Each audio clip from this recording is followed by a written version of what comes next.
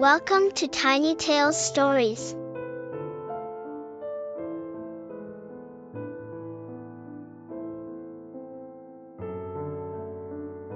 एक दूर दराज गांव में जो बुलंद पहाड़ों और घने जंगलात के बीच बसा था, एक दयानतदार लकड़हारा हसन अपनी बीवी आयशा और माजूर बेटे हमजा के साथ रहता था। गुर्बत ने उनके घर को जकड़ रखा था।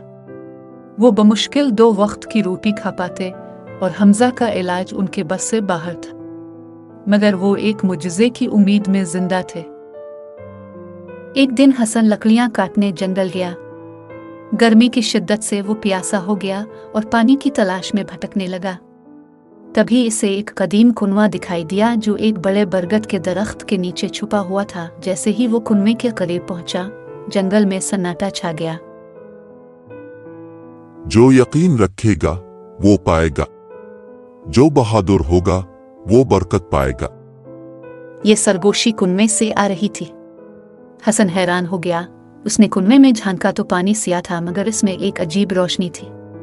इसने पानी पिया और फौरन इसके जिस्म में एक अजीब सी तवानाई दौड़ गई। फिर आवाज आई, एक ख्वाहिश करो, कुनवा सुन रहा है। मुझे कुछ नहीं चाहिए, बस मेरा बेटा चलने लगे। चंद लम्हे खामोशी रही, फिर पानी में लहरें पैदा हुई और एक सुनहरी रोशनी फैल गई। हसन दौड़ता हुआ घर पहुंचा, दरवाजा खोला और हैरत से साकित रह गया। हमजा खड़ा था। अब्बा देखो, मैं खड़ा हो सकता हूं। हमजा खुशी से चलाने लगा। हसन और आयशा खुशी से रो पड़े। गांव में यह खबर फैल गई और सब हैरान थे, मगर हसन जानता था कि यह कुनवे का करिश्मा था।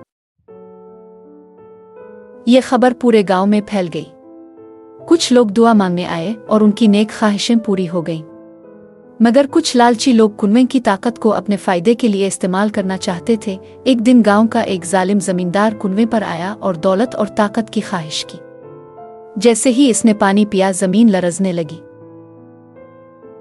लालच की सजा मिलेगी, जो चराया गया था वो वापस लिया जाएगा। आवाज गूंजी। अगली सुबह जमींदार की सारी दौलत गायब हो चुकी थी और वो शदीद बीमार हो गया था। जब कुछ लालची लोगों ने देखा कि कुनवा उनकी ख्वाहिशें पूरी नहीं कर रहा, तो उन्होंने उसे तबाह करने का फैसला किया। हसन को जैसे ही खबर मिली, वो भागता हुआ कुनवे पर पहुंचा। मत करो, तुम्हें अंदाजा नहीं है ये क्या है। गिरभीड़ ने उसकी एक न सुनी। उन्होंने हसन को मारना शुरू कर दिया। वो खून में लथपथ जमीन पर गिर पड़ा। तभी जमीन जोर से लर्ज और गहरे शिगाफ बन गए। सब लालची लोग चीखने लगे। जब जमीन ने उन्हें निगल लिया, हसन बेहोश हो गया। अगली सुबह जब उसे होश आया तो कुनवा बदल चुका था। ना रोशनी थी, ना सरगोशी। हसन समझ गया कि कुनवे की ताकत खत्म हो चुकी है। इसने रोते हुए कुनवे को अलविदा कहा। हुआ चलने लगी जैसे कुनवा भी अलविदा कह रहा हो। कुनवे ने हसन की जान बचाई और वो हमेशा उसका शुक्रगुजार रहा। हसन ने बाकी जिंदगी कुनवे की कहानी सुनाने में गुजार दी ताकि लोग लालच से बचें।